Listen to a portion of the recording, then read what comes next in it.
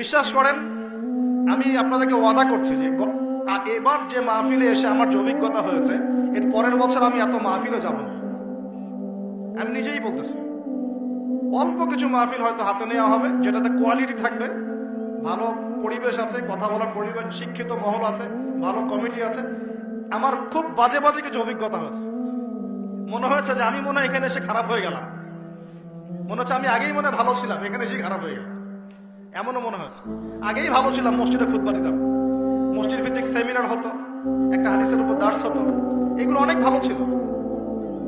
আমি বলছি না যে এর সবকিছুই খারাপ, এটা বলছি না, কিন্তু এখানকার একটা অংশ আছে যেটা এই পবিত্র জিনিসটাকে অপবিত্র করে ফেলছে। এখানে ইসলামিক বিষয়গুলোকে অন্যের সামনে হাসি ঠাট্টার পাত্র বানানো হচ্ছে। এখানে অহেতুক কেচ্ছা কাহিনী বলে অনেক জায়গায় সময় নষ্ট করা হচ্ছে। হ্যাঁ, কোনো কোনো ক্ষেত্রে মাহফিল টাকা কালেকশনের মৌসুম বানানো হচ্ছে। কোনো কোনো ক্ষেত্রে এখানে পাবলিসিটি, পপুলারিটি, ভাইরাল হওয়ার চেষ্টা করা হচ্ছে। কোনো কোনো ক্ষেত্রে কাজ নাই, সারাদিন এর পিছনে কে, ওর পিছনে কে, ওর কোন দোষ, এর কোন দোষ, এগুলোর চর্চা করা হচ্ছে।